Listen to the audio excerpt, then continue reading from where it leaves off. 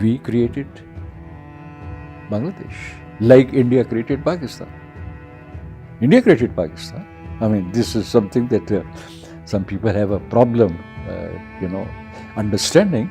After all, Quaid-e-Azam did agree to the cabinet mission plan.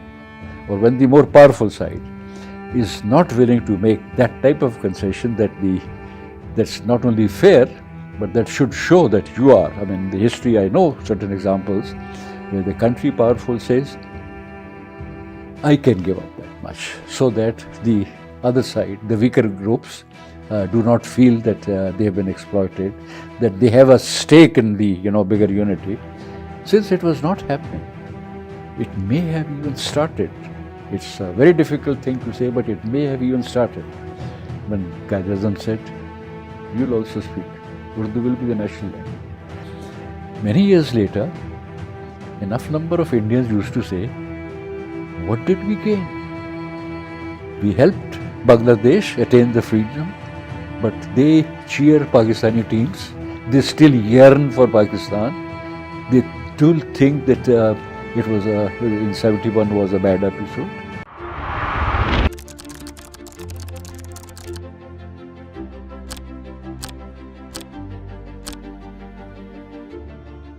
October 1960, that's the day we passed out. 1971, time the war, I was doing staff course in Quetta, 71, which started in January, February, and the war started when we were there.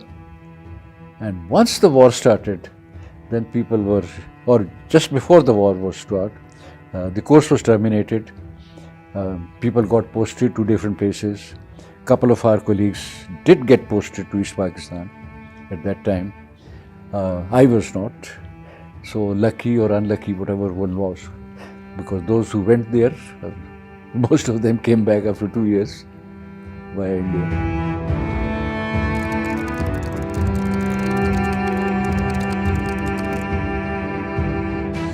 No, I mean, actually, one could see that the situation was pretty bad for a number of reasons.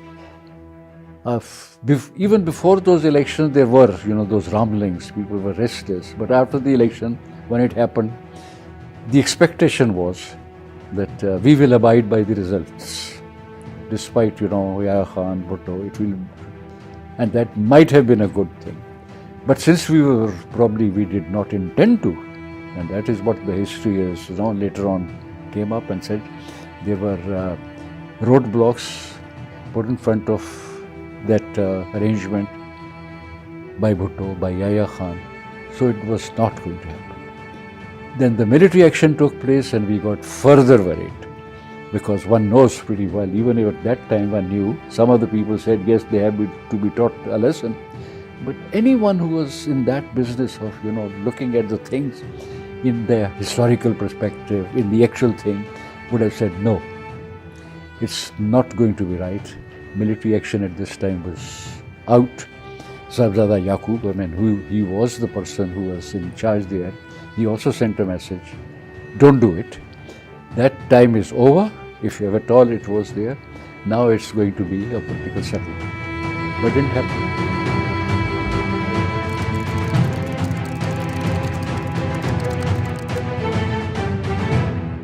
Most of us did believe that the military action was not called for. Most of us. Some people said, no, we should do it. I remember some of my colleagues saying, well, Sahibzada Sahib, because of his academic background and so on, he was, making hypotheses, and then went, the man from the Salt Range, Tika Khan, and he sorted them out. Up to an extent, one could have said, once he had contained the insurgency, latest by that time, the time had come to start negotiations, a political settlement. That's the teaching, that's always been the teaching. Military role is only to contain a situation, not to try and resolve, and not to, in insurgencies, in guerrilla warfare, in Afghanistan we have seen, the military's job is only up to that extent, that you try and provide space and time to the political leadership to find a political settlement. So once Tika Khan came back and Niazi went, and he, again, true to his reputation, He wanted to again do only the kinetic thing, and he wanted to also go, whole hog with his military. That was the time when everyone was worried, and number of people said, now it seems the thing is over.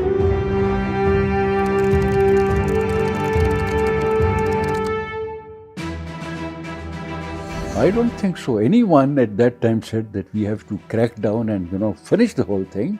Some people may have said we have to crack down a little more, take a little more action before we do that. But no one said that now we have to actually crush them to the extent that they'll surrender.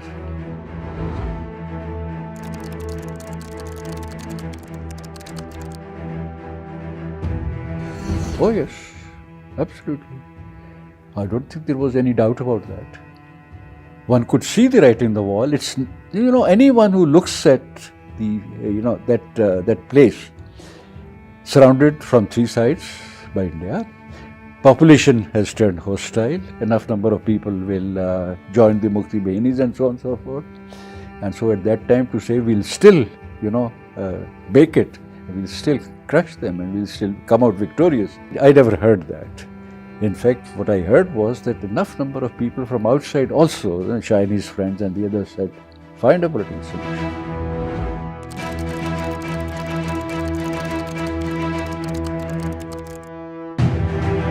I mean, we didn't hear very much about that. We have to concede that at that time, we didn't hear very much about the atrocities and the rapes. And later on, and all the news was coming, if at all there was a news coming, it was through the Indian sources, through the others. They did talk about it. At that time, people were naturally not very happy because this is not the way you treat anyone, especially your own people. We considered them our own people.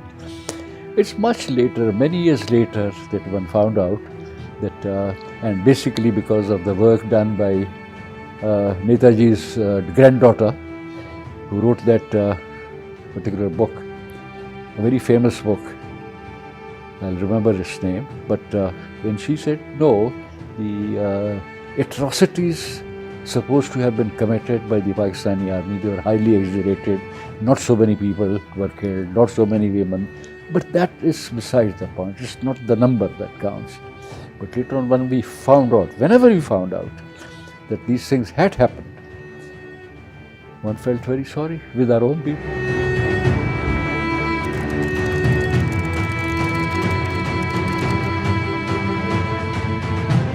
I mean, there were mixed feelings, frankly. This is what always happens. One saw it coming. No one celebrated it.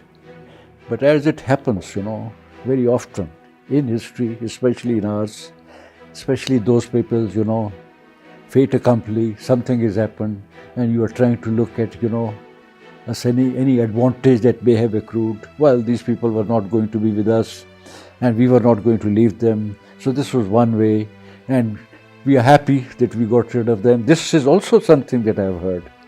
But anyone who, after all, we had served together, we were in studies together, we were in academies together, we were in the army together, and we knew our fellow Bengalis, and they would not have said that because their feelings were not anti-Pakistan.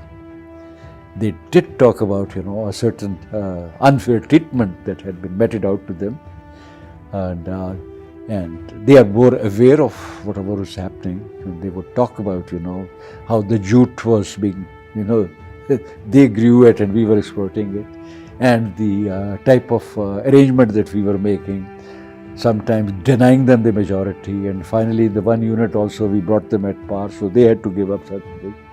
So they were unhappy with those things, and they were very cognizant of those things. But they still were not, they did not want Pakistan army to go and get defeated there. Most of them did not.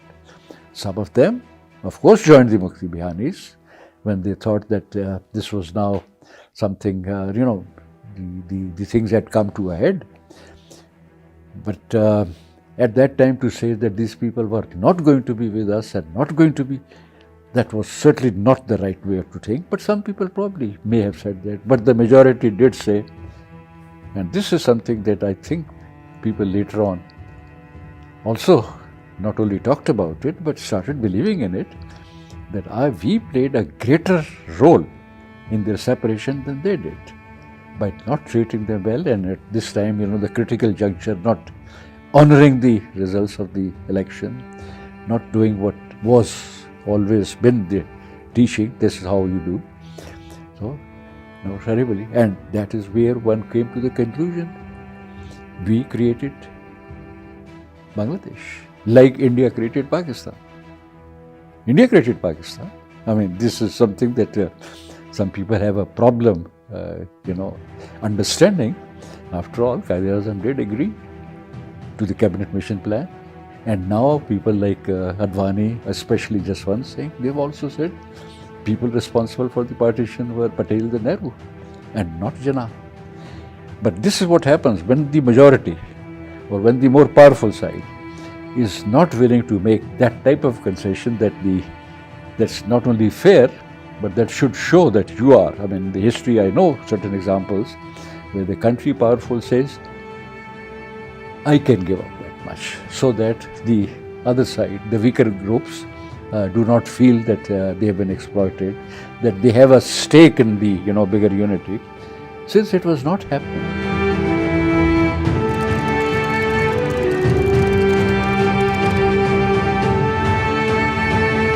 personalities would always matter, because some decisions have to be taken at that time. But the events are important in the sense that in all the previous years, how many years? 24 years? I think most of the time we were, the establishment here, let me say, it was not giving the Bengalis their due. None of them. It may have even started. It's a very difficult thing to say, but it may have even started when Quaid-e-Azam said, you'll also speak. Urdu will be the national language. Having 2 or 3 national languages is no big deal. But for a people who take pride in that language, whose literature in fact was maybe richer,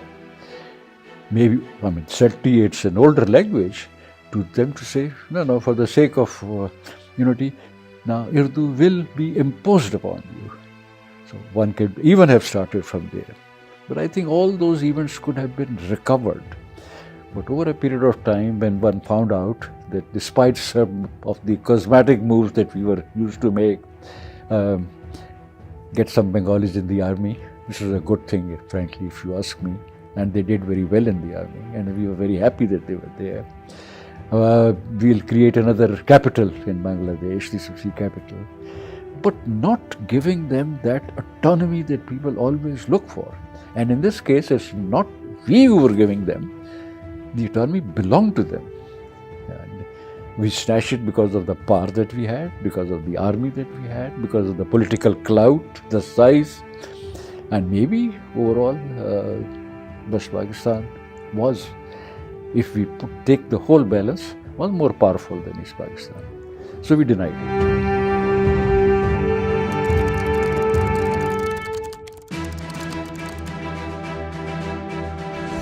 So negotiating 6 points was possible.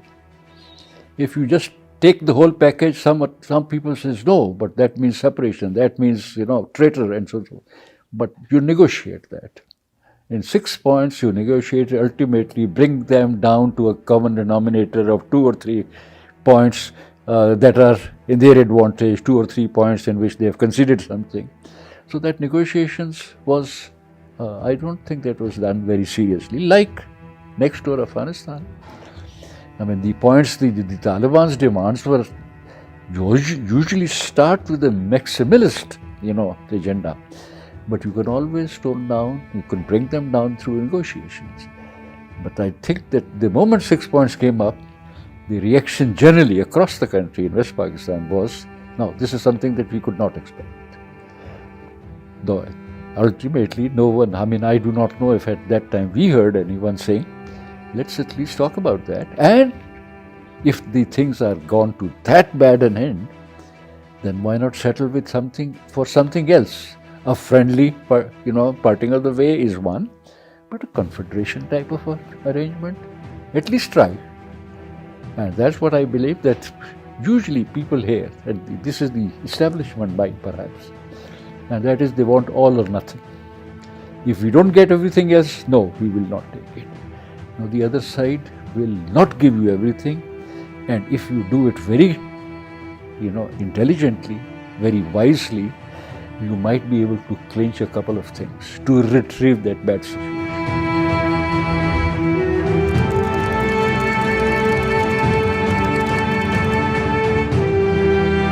It's not a very good situation, frankly. Yeah, it's maybe even considered untenable sometimes. 1,000 miles, hostile country in between. The only thing that ties you, used to say Islam and PIA, and later on one found out that Islam was not enough and the PIA got disrupted. So it was not a very good situation. But we're talking about that particular time, 1969, 70, 71, when it started. And at that time one could have said, I suppose it will not happen and that's why we should part for a number of reasons. Or one would have said, we can give it a better chance by accepting a few things and going even to the extent of saying, confederation. That is what Mujib probably wanted.